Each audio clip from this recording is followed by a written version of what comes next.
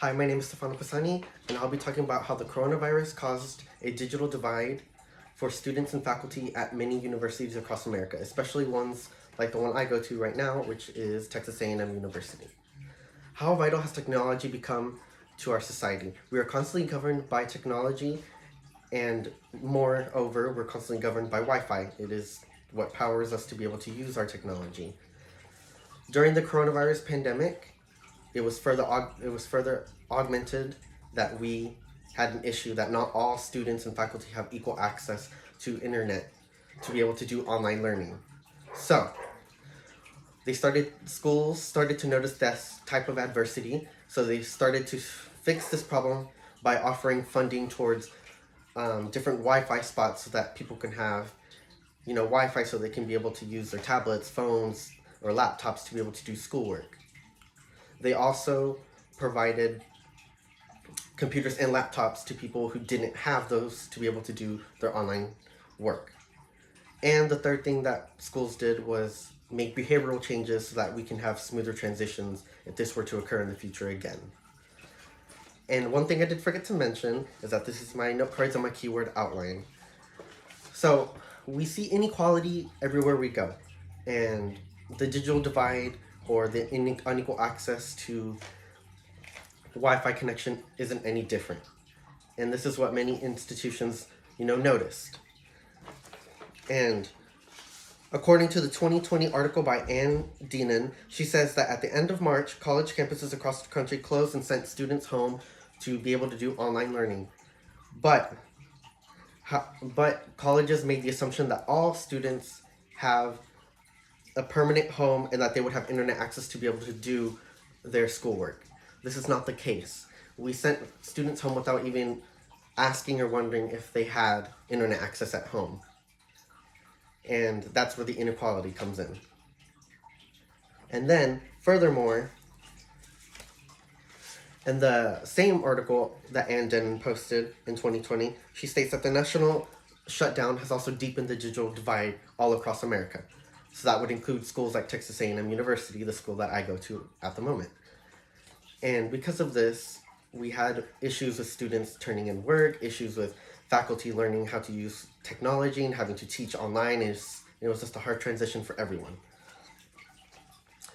And what the schools started to do to be able to fix this problem was they started to, provide funding to Wi-Fi spots. So more Wi-Fi spots started to, come up around town, around College Station, around different cities that had big universities like Texas A&M.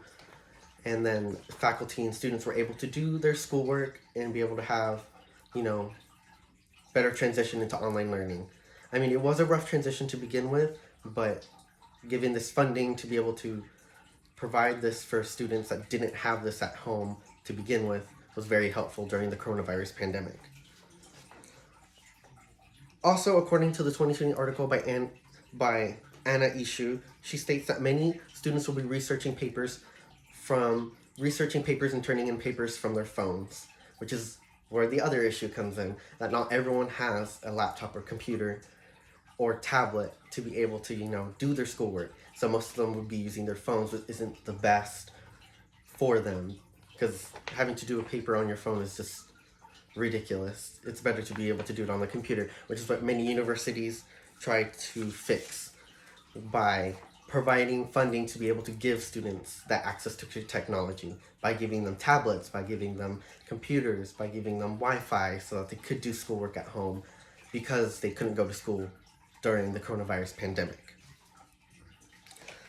So, and also we see the further of this problem in the article by Abigail Rosenthal, where she states commissioners voted on Tuesday to be able to allocate $32,000 of funding towards 200,000 Wi-Fi spots and 80,000 devices to be given to students that participate in virtual learning that semester. So in 2020, when the coronavirus started, that is when they started to give, more funding and give more help to students that were facing this adversity, as well as faculty that were facing it who didn't have that luxury at home to be able to give the best teaching environment for their students. Because not every teacher has a laptop. They have that provided by the university, but they can't use it because of the pandemic. And then lastly, we have To become more proactive, do behavioral changes. So basically go and instead of sending students home or not even asking if they had Wi-Fi, it'd be better to, address that issue beforehand. We didn't need a pandemic to let us know that our students don't have technology. They can give, questions or questionnaires, surveys, put questions to see if everyone has internet access or can live perfect living conditions, or if they have, access to all these things.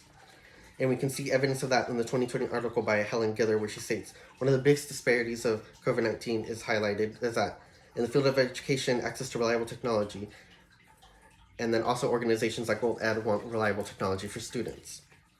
And then lastly, we have basically to restate everything again. During the pandemic, we need to be more mindful of these things, provide more funding for Wi-Fi spots, provide more funding for tablets and everything, and make behavioral changes so that we have smoother transitions into things that might happen in the future for students and faculty.